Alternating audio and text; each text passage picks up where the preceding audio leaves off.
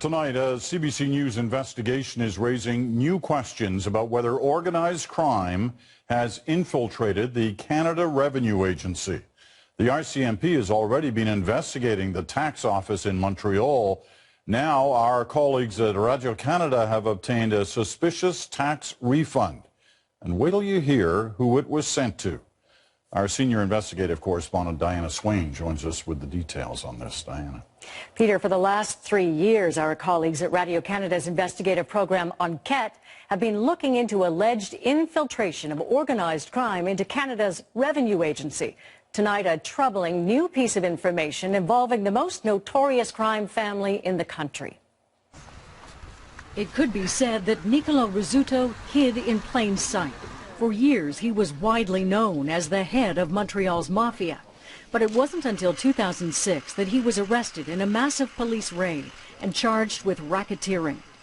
The same year, Canada Revenue Agency put a lien on his home, alleging he owed more than $1.5 million in unpaid taxes, which is what makes this new discovery so astonishing. CBC Radio-Canada has learned that while in jail in 2007, CRA authorized this check be cut to Rizzuto, a tax rebate for nearly $400,000. Jean-Pierre Paquette spent decades as a CRA investigator in Quebec who worked on every major mafia investigation there, including the one that led to Rizzuto's arrest. He says the mafia don's name alone should have set off alarm bells within CRA. He suggests the fact that check got through means organized crime may have gotten through to someone in the Canada Revenue Agency. C'est sûr que le nom là, a été beaucoup publicisé suite aux arrestations. Puis je veux dire, regardez, c'est pas M. Joe Blow, là, quand même, là, on se comprend bien. Là.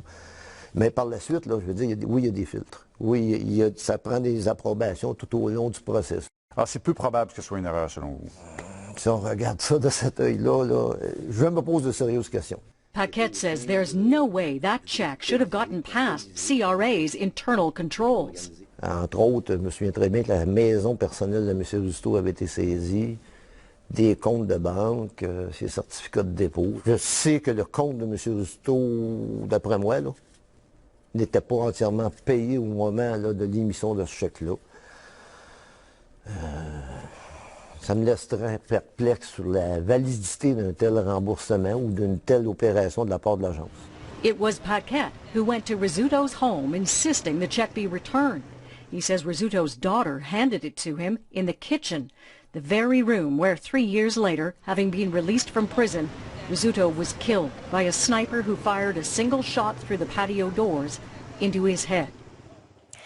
Asked to explain how a man with a huge tax bill, an ongoing trial, and known ties to organized crime could get a massive tax refund while sitting in jail, CRA says privacy provisions of the Income Tax Act prevent them from discussing specifics. However, it says it would be irresponsible for us to suggest that anything inappropriate or illicit took place between CRA and Mr. Rizzuto. Now, Rizzuto is a well-known figure in Montreal, no doubt about that, but he's also figured and figuring in the Charbonneau inquiry. That's right. As people will remember, that inquiry focused on allegations of corruption inside Quebec's construction industry. And last fall, police surveillance video that was taken years earlier was made public.